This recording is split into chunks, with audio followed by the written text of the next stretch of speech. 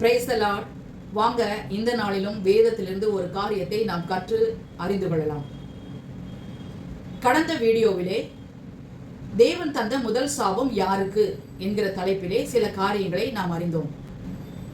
தேவன் தந்த முதல் சாபம் பிசாசு, சாத்தான் என்று சொல்லப்படுகிற தேவனுடைய விரோதியானவனுக்கு, தேவனுடைய சத்ருவானவனுக்கு, சர்ப்பத்தின் வடிவிலே வந்த அந்த பொல்லாதவனுக்கு தேவன் தந்த சாபம் என்று நாம் அறிந்து கொண்டோம். அடுத்ததாக தேவன் யாருக்கு என்ன தண்டனை கொடுத்தார் என்று நாம் பார்க்கலாம். மனித இனத்தை முதல் மனுஷியாக இருந்த அந்த தம்பதியரை பிசாசானவன் ஏமாற்றினதனால், வீழ்த்தியதால், தேவனுடைய அன்பிலிருந்தும் உறவிலிருந்தும் ஐக்கியத்திலிருந்தும் அவர்களை பிரித்து போட்டதால் அந்த சாத்தானை தேவன் சபித்தார் என்று பார்த்தோம். அந்த பிசாசுக்கு, சர்ப்பத்தின் வடிவில் வந்த அந்த சாத்தானுக்கு அவனுடைய பேச்சை கேட்டு அவனுடைய தந்திரத்திற்கும் வஞ்சகத்துக்கும் இடம் கொடுத்த ஏவாளுக்கு தேவன் என்ன செய்தார் என்று இன்று பார்க்கலாம். ஏவாளை பார்த்து ஆண்டவர் என்ன சொல்லுகிறார் என்றால், ஆதியாகமம் 3:16 அவர் ஸ்திரீயை நோக்கி, நீ கர்ப்பவதியாய் இருக்கும்போது உன் வேதனையை மிகவும் பெருக பண்ணுவேன், வேதனையோடே பிள்ளை பெறுவாய், உன் ஆசை உன் புருஷனை பற்றி இருக்கும், அவன் உன்னை ஆண்டு கொள்ளுவான் என்றார். இந்த இடத்திலே தேவன் ஸ்திரீயை பார்த்து, நீ கர்ப்பவதியாய் இருக்கும்போது உன் வேதனையை மிகவும் பெருக பண்ணுவேன் என்று சொல்லுகிறார், வேதனையோடே பிள்ளை பெறுவாய் என்று சொல்லுகிறார். இது அவளுக்கு ஒரு தண்டனையாக, ஒரு அபராதம் போன்ற ஒரு தண்டனையாகவே கொடுக்கப்பட்டது. தேவன் ஏவாளை சபிக்க விரும்பவில்லை. காரணம் என்னவென்றால், ஏவாளுக்கு தேவன் நேரடியாக அந்த கட்டளையை கொடுக்கவில்லை. ஏவாளை உருவாக்குவதற்கு முன்னதாக ஆதாம் இடத்திலே நன்மை தீமை அறியத்தக்க அந்த விருட்சத்தின் கனியை மாத்திரம் நீ புசிக்க கூடாது என்று சொல்லியிருந்தார். அப்பொழுது ஏவாள் உருவாக்கப்படவில்லை. ஏவாள் உருவாக்கப்பட்ட பிறகு ஆதாம் தான் அவளுக்கு அந்த காரியத்தை குறித்து சொல்லியிருப்பான். ஆண்டவர் எனக்கு இப்படியாக சொன்னார், எனவே நாம் அந்த கனியை பறிக்க கூடாது, புசிக்க கூடாது என்று சொல்லியிருப்பான். அதனால்தான் அவள் சர்ப்பம், இந்த எல்லா விருட்சத்தின் கனியையும் நீங்கள் புசிக்க கூடாது என்று தேவன் சொன்னார் அல்லவா என்று கேட்கும்போது அவள், இல்லை இல்லை, நாங்கள் எல்லா விருட்சத்தின் கனியையும் புசிக்கலாம், ஆனால் இந்த நன்மை தீமை அறிகிற விருட்சத்தின் கனியை மாத்திரம் நாங்கள் தொடவும் கூடாது, புசிக்கவும் கூடாது என்று அவள் சொன்னதாக நாம் பார்த்தோம். ஆதாம் ஒருவேளை அவளை எச்சரிக்கை பண்ணுவதற்காக கூடுதலாக அவளுக்கு சொல்லியிருப்பானோ, அல்லது இவளாகவே அந்த காரியத்தை மாற்றி கூடுதலாக சர்ப்பத்திடம் பேசினாளோ தெரியவில்லை. ஆனால் தேவன் சொன்னதாக ஆதாம் சொன்னதை அவள் நம்பாமல், சர்ப்பம் சொன்னதை நம்பி தேவ கட்டளையையும் மீறுகிறாள், புருஷன் ஆதாம் சொன்னதையும் மீறிவிட்டாள். மீறி சர்ப்பமாய் வந்து பேசின அந்த பிசாசின் வஞ்சகத்துக்கு இடம் கொடுத்து, சூழ்ச்சிக்கு இடம் கொடுத்து அவள் அந்த பழத்தை பறித்து புசித்து, தான் புசித்தது மட்டுமில்லாமல் தன்னுடைய கணவனாகிய ஆதாமுக்கும் அதை கொடுத்து விட்டாள். இப்பொழுது ஆண்டவர் ஆதாமை பார்த்து, நன்மை தீமை அறியத்தக்க கனியை நீ புசிக்க கூடாது என்று நான் சொல்லியிருந்தேனே, அதை புசித்தாயா? ஏன் நீ இப்படி செய்தாய் என்று கேட்டார். அதற்கு அவன், நீர் எனக்கு தந்த இந்த ஸ்திரீதான் என்னை புசிக்க சொன்னால், புசிக்க எனக்கு அந்த கனியை கொடுத்தாள் என்று சொல்லுகிறான். ஆதாம் தன்னுடைய மனைவியாகிய ஏவாளிடத்திலே பிசாசானவன் சர்ப்பத்தின் வடிவிலே வந்து பேசும்போது அவள் பேச விடாதபடி அவளை காப்பாற்றியிருக்க வேண்டும், தடை பண்ணியிருக்க வேண்டும். அப்படி அவன் பண்ணவில்லை. அதோடு கூட தேவனிடத்திலே, நீர் எனக்கு கொடுத்த ஸ்திரீதான் இதை செய்தாள் என்று ஆண்டவரையே குறை சொல்லி, ஆண்டவரையே குற்றம் சாட்டி அவன் சொல்லுகிறான். அப்பொழுது தேவனாகிய கர்த்தர் ஸ்திரீயிடம் பார்த்து, நீ ஏன் இப்படி செய்தாய் என்று கேட்கும்போது அவள், சர்ப்பம் என்னை வஞ்சித்தது என்று சொல்லுகிறாள். அவள் உண்மையை ஒத்துக்கொண்டாள். அவளுக்கு தேவன் நேரடியாக அந்த கட்டளையை கொடுக்கவில்லை, ஆதாம் மூலமாக அவள் அறிந்திருந்தாள். ஆனாலும் அவள் தேவனிடத்திலிருந்து அதை பெற்றிருந்தால் ஒருவேளை அவள் உறுதியாக இருந்திருப்பாளோ என்னவோ.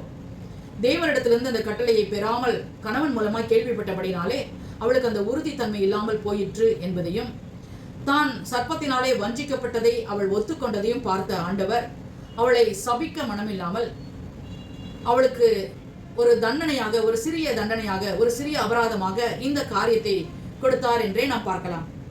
அவர் ஸ்திரீயை நோக்கி, நீ கர்ப்பவதியாய் இருக்கும்போது உன் வேதனையை மிகவும் பெருக பண்ணுவேன், வேதனையோடே பிள்ளை பெறுவாய், உன் ஆசை உன் புருஷனை பற்றி இருக்கும், அவன் உன்னை ஆண்டு கொள்வான் என்றார். இதிலே 4 காரியங்கள் சொல்லப்பட்டிருக்கிறதை நாம் பார்க்கலாம்.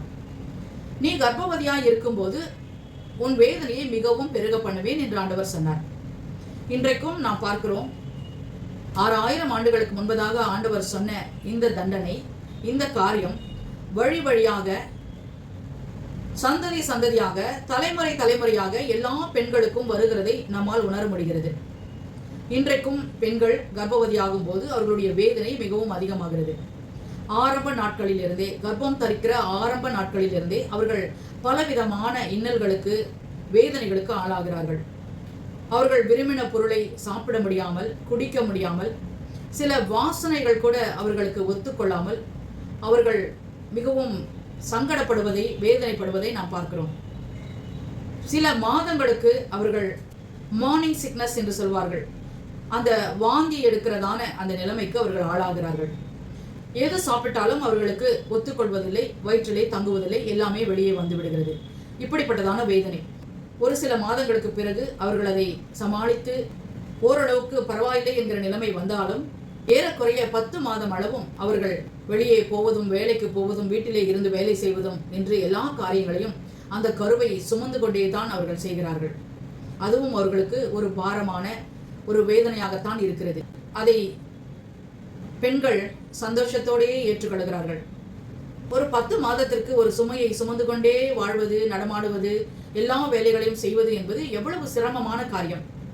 இதை தேவன் அவளுக்கு அனுமதித்தார். அதன் பிறகு வேதனையோடைய பிள்ளை பெறுவாய். இந்த 10 மாத கால வேதனை அது வேறு விதமாக இருந்தாலும், பிரசவ நேரத்திலே, பிள்ளையை பெற்றெடுக்கிற நேரத்திலே உண்டாகிற வேதனை அது வேறு விதமான வேதனையாக இருக்கிறது. சிலருக்கு சில மணி நேரங்கள் கடுமையான வலி உண்டாகிறது, சிலருக்கு பல மணி நேரங்கள் கடுமையான வலி, இன்னும் சிலர் சில தினங்களுக்கே அதிக வலியிலே, வேதனையிலே கஷ்டப்படுகிறார்கள். ஆனாலும் தேவன் இரக்கமாய் இருந்து அவர்களுக்கு உதவி செய்து ஒவ்வொரு பெண்ணும் தன்னுடைய பிள்ளையை பெற்றெடுக்க அனுகிரகம் செய்கிறார், ஒத்தாசை செய்கிறார். தேவன் அனுமதித்த வலி இது. இந்த பிரசவ வலி என்பது தேவன் அனுமதித்த காரியமாய் இருக்கிறது. அப்படியாய் மகா வேதனையோடு, கண்ணீரோடு, அதிக பாரப்பட்டு ஒரு பிள்ளையை பெற்றெடுக்கும் போது அந்த பிள்ளையின் அழுகுரல் கேட்டவுடனேயே, அந்த பிள்ளையின் முகத்தை பார்த்தவுடனேயே அந்த பெண் தான் பட்ட எல்லா வேதனையையும், 10 மாதம் அளவும் அல்லது பிரசவ நேரத்திலே பட்ட கடுமையான வேதனையையும் அவள் மறந்து போகிறாள். அந்த பிள்ளையை பார்க்கும்போது அதிகமாய் சந்தோஷப்பட்டு தன்னுடைய வலியையும் வேதனையையும் அவள் மறக்கத்தான் செய்கிறாள். ஒரு சிலர் இந்த வலியை அனுபவிக்க விரும்பாமல், அல்லது தாய்க்கோ சேய்க்கோ உயிருக்கு ஆபத்து என்கிற சூழ்நிலையிலே அறுவை சிகிச்சைக்கு உட்படுகிறார்கள், அறுவை சிகிச்சைக்கு உட்படுத்தப்படுகிறார்கள். அப்படிப்பட்ட நேரங்களிலே அவர்களுக்கு முதுகு தண்டிலே மயக்க ஊசி கொடுக்கிறபடினால் அந்த பிரசவ நேரத்திலே, அந்த அறுவை சிகிச்சை நேரத்திலே ஏற்பட்ட அந்த வலி என்பது நீண்ட நெடுக்காலமாக அவர்களுக்கு இருக்கிறது. தேவன் கொடுத்த இயற்கையான பிரசவ வலியை, அந்த வேதனையை ஏற்றுக்கொள்ளும் போது அது சில தினங்களிலேயே, சில மாதங்களிலேயே சரியாகி போகிறதை நாம் பார்த்திருக்கிறோம். தேவன் அந்த ஸ்திரீயை சபிக்க மனமில்லாமல் அது அவளுக்கு நல்ல ஒரு சந்தோஷமான சுமையாகவே அது இருக்கும்படியாக அவளை மட்டாய் தண்டித்தார். அடுத்தபடியாக பார்க்கிறோம், உன் ஆசை உன் புருஷனை பற்றி இருக்கும். அப்படியாகத்தான் பெண்களுடைய, மனைவிமார்களுடைய ஆசை தங்களுடைய புருஷனை பற்றியதாகவே இருக்கிறது. எப்பொழுதும் பெண்களுடைய எண்ணங்கள் தங்களுடைய கணவனை பற்றியதாகவே, அவனுடைய அன்பை பற்றியே, அவனுடைய நேசத்தை பற்றியே, அவன் தன்னை பராமரிக்க வேண்டும், அன்பு காட்ட வேண்டும், அரவணைக்க வேண்டும், போஷிக்க வேண்டும், கைவிடாமல் இருக்க வேண்டும் என்றெல்லாம் கணவனை பற்றிய எண்ணங்களோடையே இருக்கிறபடினால் உன் ஆசை உன் புருஷனை பற்றி இருக்கும், உன் புருஷனை பற்றியதாகவே இருக்கும் என்று ஆண்டவர் இங்கே சொல்லியிருக்கிறார். அதோடு கூட 4வதாக அவன் உன்னை ஆண்டு கொள்வான் என்று சொல்லிவிட்டார். ஆரம்பத்திலே ஏற்ற துணையை உண்டாக்குவேன் என்று சொன்ன தேவன் ஏற்ற துணையாக ஏவாளை உருவாக்கி கொண்டு வந்தார். அவள் கீழ்ப்படியாமல் போனபடினால், தேவ கட்டளையை அவள் மீறி நடந்தபடினால், மனித இனத்திற்கே ஒரு வீழ்ச்சி உண்டாவதற்கு அவள் காரணமாய் இருந்தபடியால், இனி உன் புருஷன் உன்னை ஆண்டு கொள்வான் என்று சொல்லிவிட்டார் ஆண்டவர். இனி அவள் என்ன காரியத்திலே ஈடுபட்டாலும் புருஷனை கேட்டு, அவனுடைய ஆலோசனையை கேட்டு, அவனுடைய அனுமதியை கேட்டு, அவன் சொல்கிறபடித்தான் செய்ய வேண்டும் என்கிற நிலைமைக்கு ஸ்திரீயானவளை, மனைவியானவளை தேவன் ஒப்பு கொடுத்தார். தேவன் தவறு செய்த, வீழ்ச்சி கண்ட தேவ திட்டத்திலிருந்து விழுந்து போன மனுஷியை சபிக்காமல், அவளுக்கு நேரடியாக இந்த கட்டளை கொடுக்கப்படவில்லை, அதே வேளையிலே அவளுக்கு ஜாக்கிரதையாக இருக்க தெரியவில்லை. சர்ப்பமானது தன்னை வஞ்சித்தது என்று அவள் ஒப்புக்கொண்ட அந்த இன்னசென்ஸை பார்த்து தேவன் அவளை மட்டாய் தண்டித்து கொஞ்சமாய் தண்டித்து விட்டுவிட்டார். இதுவே தேவன் செய்த காரியம். தேவனுடைய அன்பு மகா பெரியது. இன்றைக்கும் பிரசவ வலி என்பது பெண்ணாய் பிறக்கிற எல்லாருக்கும் உண்டு. பெண்ணாய் பிறந்து திருமண வாழ்க்கையிலே தன்னை அர்ப்பணித்துக் கொள்கிற ஒவ்வொரு பெண்ணுக்கும் பிரசவ வலி என்பது கட்டாயம் உண்டு. இது சர்வ பூமியின் ஆண்டவர், சர்வ சிருஷ்டிகளின் கர்த்தராகிய, சர்வ சிருஷ்டிகளின் எஜமானராகிய ஆண்டவர் கொடுத்த காரியம். இது ஒரு குறிப்பிட்ட தேசத்தில் உள்ள பெண்களுக்கோ, ஒரு குறிப்பிட்ட இனத்தில் உள்ள பெண்களுக்கோ, ஒரு குறிப்பிட்ட கூட்டத்தை சேர்ந்த பெண்களுக்கோ தேவனால் கொடுக்கப்பட்டது அல்ல. இது சர்வ பூமியிலும் உள்ள மனித இனத்தை சேர்ந்த, பெண் இனத்தை சேர்ந்த அத்தனை பெண்களுக்கும் தேவனால் கொடுக்கப்பட்டது. ஏனென்றால் அவர் ஒருவரே தேவன். அவர் ஒருவரே சகல பேரையும் சிருஷ்டித்திருக்கிறார். அவர் ஒருவரே சகல பேரையும் வழிநடத்தி வருகிறார். இந்த உண்மையை நாம் உணர்ந்து கொள்வோம், அறிந்து கொள்வோம், புரிந்து கொள்வோம், ஒத்துக்கொள்வோம். அவர் தேவன் இல்லை என்றால் அவர் சொன்ன காரியம் நமக்கு நடக்கக்கூடாது. அவர் எனக்கு தேவன் இல்லை என்று நான் சொல்வேன், ஆனால் அவர் சொன்ன காரியம் எனக்கு நடக்கக்கூடாது, என் குடும்பத்தாருக்கு, என் வீட்டு பிள்ளைகளுக்கு நடக்கக்கூடாது. ஆனால் பூமியில் உள்ள எல்லா பெண்களுக்கும் இது நேரிடுகிறபடினால் பூமியில் உள்ள எல்லாருக்கும் இயேசுவே ஆண்டவர், கர்த்தரே ஆண்டவர், அவரே சிருஷ்டிகர்த்தா என்பதை நாம் ஒத்துக்கொண்டுதான் ஆக வேண்டும். அவரிடத்திலே நம்மை ஒப்புக் கொடுப்போம். அவர் நம்மை வழிநடத்துவார், ஆசீர்வதிப்பார், பலப்படுத்துவார். கர்த்தர் தாமே இந்த வார்த்தைகளை ஆசீர்வதிப்பாராக. அவருக்கே சகல துதியும் கனமும் மகிமையும் உண்டாவதாக என்று இந்த செய்தியை அவருடைய நாமத்திற்கே மகிமையாக ஒப்புக் கொடுக்கிறேன். ஆமென்.